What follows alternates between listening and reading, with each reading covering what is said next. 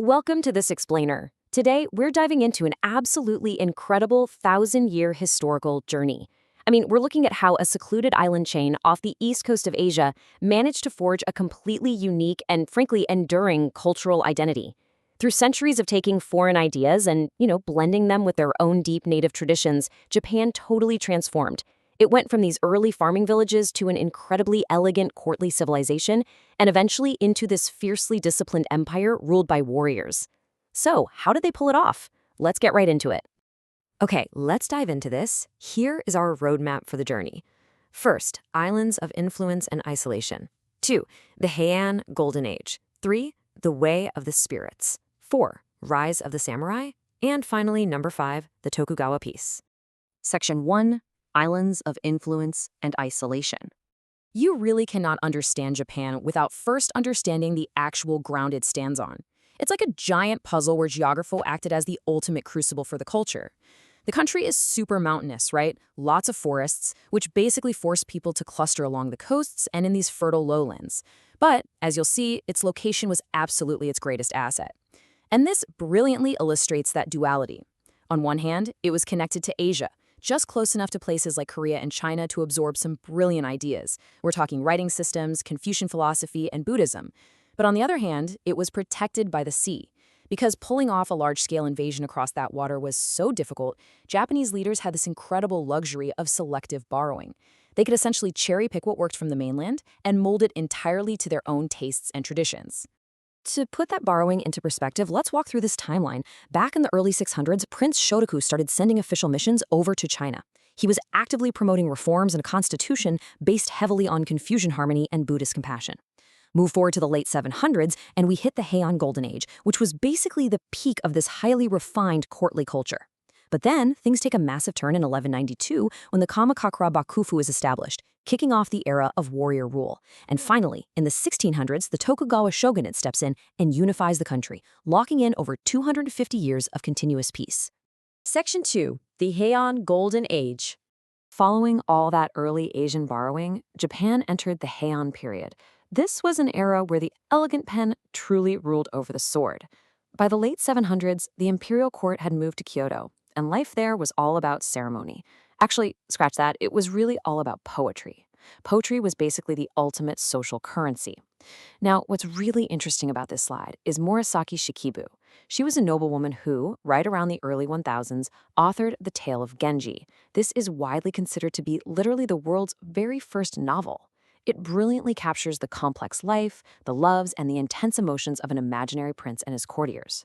This whole golden age basically hardwired an aesthetic preference for simplicity, seasonal beauty, and this kind of deep awareness of the sadness of change. And you can still see that hardwired into Japanese culture today. Section 3, the Way of the Spirits. Okay, so beneath all that poetry and courtly elegance, the earliest foundational beliefs in Japan really centered on Shinto, more specifically the concept of kami. What are kami? Well, they're native spirits or deities that live right in the natural world. Think mountains, rivers, ancient trees, and even revered ancestors. Shinto wasn't really about rigid doctrines or rule books. It was much more about rituals of purity and having a profound respect for nature. These community festivals held at local shrines were absolutely crucial. They were the glue that bound early farming villages and powerful family clans together. And they even reinforced the emperor's role as a sacred figure, someone believed to be descended directly from the sun goddess. But remember that geographic connection to the mainland we talked about earlier? Well, when Buddhism arrived in the 6th century, some nobles were super worried that this foreign faith would anger their native kami. But instead of plunging into some zero-sum religious war, something incredible happened. They just merged. This is known as Shinbutsu Shugo, the harmonious blending of native Shinto beliefs with imported Buddhist traditions. It was incredibly practical and honestly quite beautiful. The Japanese people simply started worshiping at both shrines and temples. They started viewing their native kami as local manifestations of Buddhist figures. It just seamlessly became a shared daily practice. As Buddhism kept integrating, it evolved into these distinctive Japanese schools that really appealed to completely different social classes. You had Pure Land Buddhism, which emphasized faith in Amida Buddha's saving power. That offered a lot of hope to commoners and peasants. Then there was Zen. Zen stressed intensive meditation, simplicity, and strict discipline, which, as we'll see, became incredibly attractive to warriors. And finally, Nichiren, which focused on chanting the sacred Lotus Sutra with a lot of active social engagement. Together, these different schools heavily influenced enduring Japanese values, things like self-control, the acceptance of suffering, and this constant awareness that all things are temporary. Section 4. Rise of the Samurai. Now that Zen discipline we just talked about, it was about to be desperately needed. By the late 1100s, that elegant, poetry-filled world of the Heian court was completely shattered. Noble clans started fiercely competing for land and influence out in the provinces. They started hiring armed retainers, and those retainers eventually became a distinct social class of their own, the samurai, which translates to those who serve. After this massive, violent conflict called the Genpei War, a leader named Minamoto no Yoritomo emerged victorious in 1192. He established the Bakufu. This was a warrior government led by the shogun. And what's wild is that it created this fascinating dual monarchy. The emperor stayed over in Kyoto as a highly respected but purely symbolic figure, while the shogun held the actual political, land, and military power. Let's move to this next part and see how this builds. This new warrior government reorganized Japanese life entirely around land, protection, and a very strict lord-vassal system. First, the shogun delegated regional control to these powerful lords known as daimyo. Second, those daimyo would grant land and income to their samurai vassals.